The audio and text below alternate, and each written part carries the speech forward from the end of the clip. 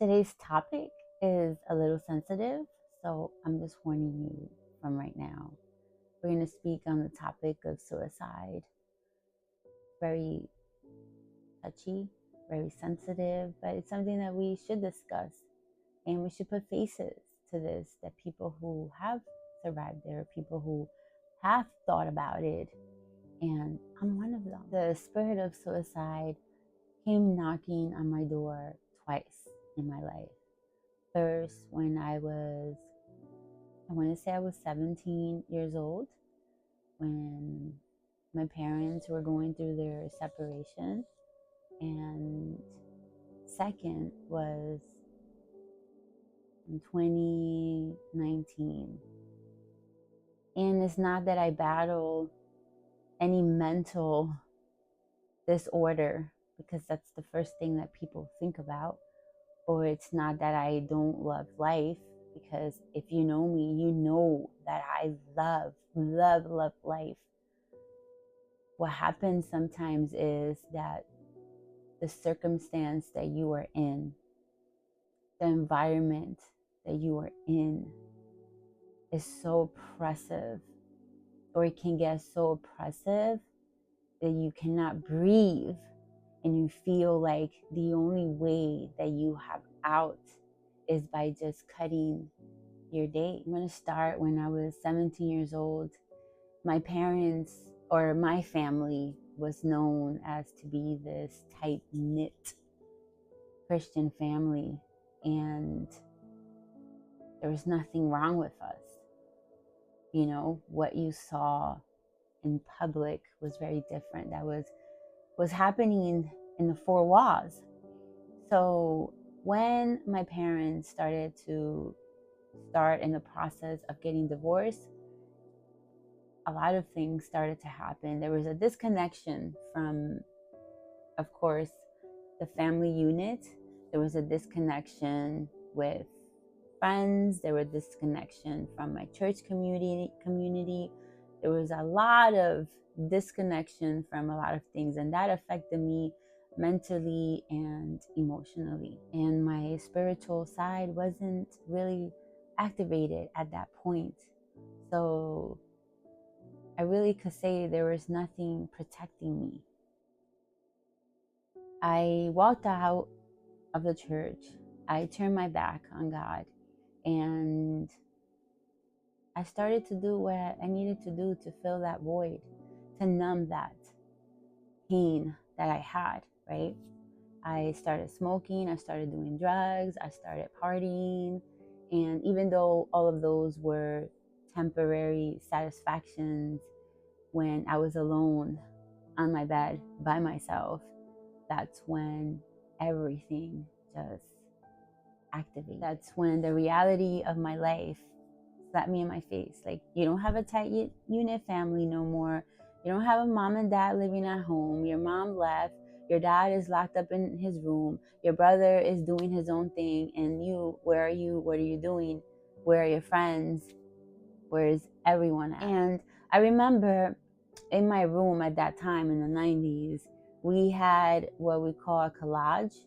And I had a collage of pictures in the corner of my room of all my friends. And I remember sitting there after getting high in front of it. And all of a sudden, all I feel is, where are your friends? Where's everyone? Look at you. None of those people love you. You are here by yourself. You have lost everything. You have no peace. Isn't it better just to disappear and then you can see who really loved you? I'm cutting this short, right? Because I was 17 years old. And I remember that moment. I just started to cry and cry. And then my phone rang, and it was my cousin. And at that time, she was still going to church. And she calls me and she says, "What are you doing?" And the way that she asked me the question, I'm like, "What do you mean, what am I doing?" She's like, "What are you doing?" And I said, "I'm just in my room." And she says, You are loved. You are loved, and never forget that.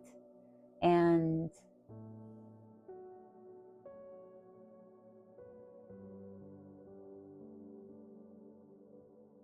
I remember just dropping to the floor and just crying on how I could let a thought like that come into my head to tell me I'm not worthy or that no one loves me. So that was my first incident with suicide, or as people want to call it nowadays, unaliving.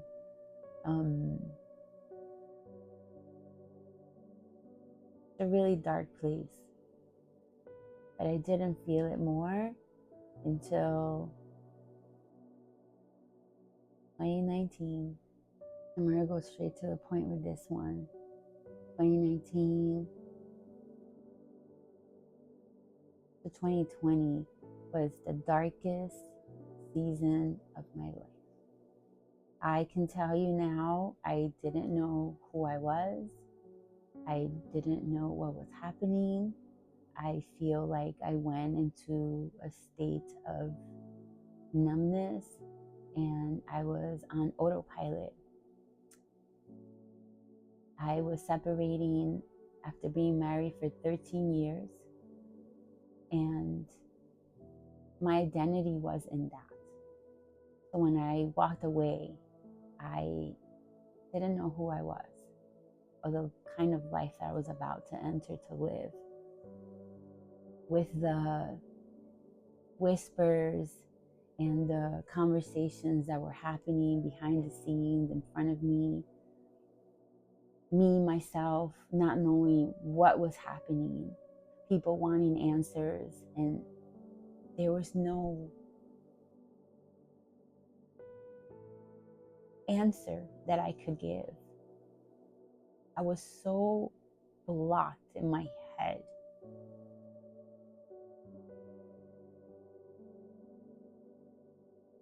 How do you expect someone who does not know what's happening to them to give answers to situations that just started happening? So I remember I had this stomach pain that would never go away, never. It was there. I couldn't eat, stop eating. I couldn't think straight, couldn't have conversations. My mind was blank. My emotions were just stoic. I lost weight. I lost my hair. I lost everything. And I remember one day sitting in my car because I didn't want to come home, because home was where all the memories were at. And I just didn't want to sleep there. I felt like I had no safe place to go at the moment.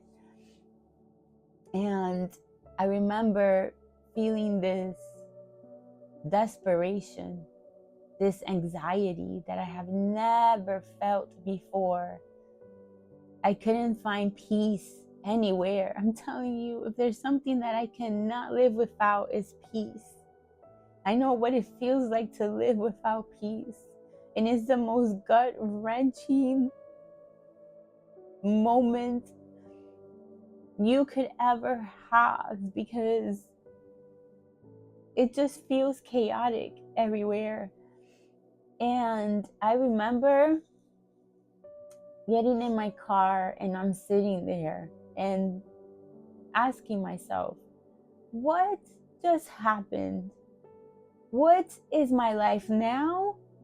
And where am I going from here? I lost everything. When I'm telling you everything. And like, what am I gonna do? And I remember sitting there, and I'm just going to drive. I'm just going to drive.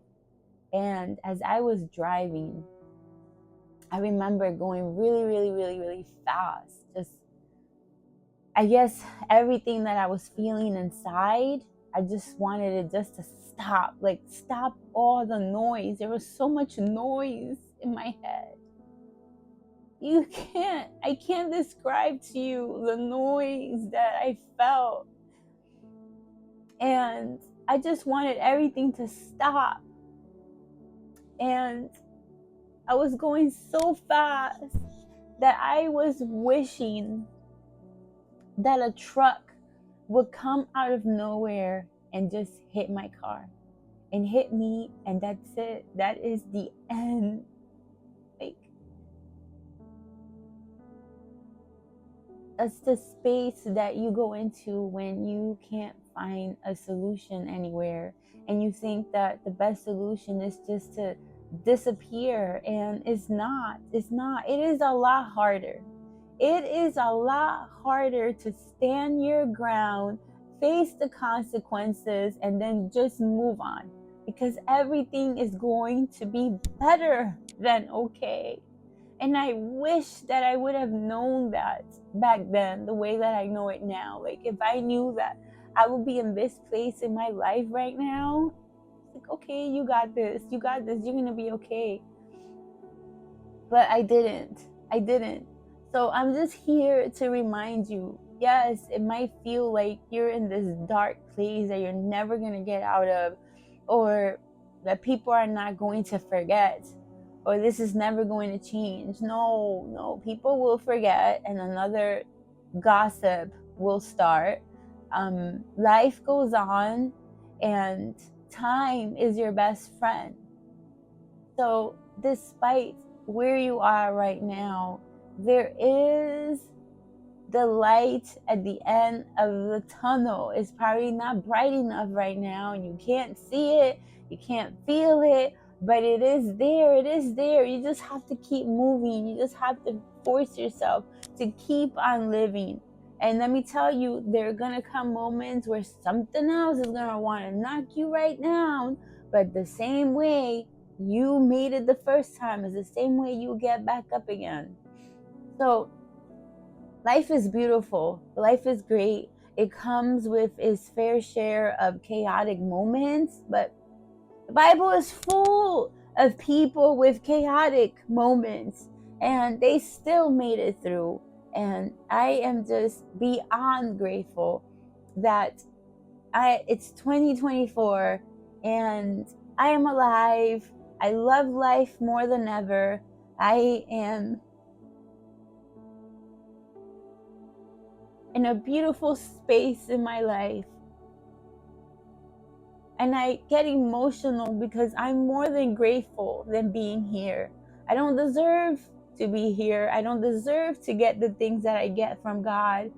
But I'm here, and I'm going to make the best of it. And I'm going to live a life dedicated to Him, to show Him how grateful I am for saving me, for even having mercy on me and do things out of the plan that He had for me. So you will make it. You will make it.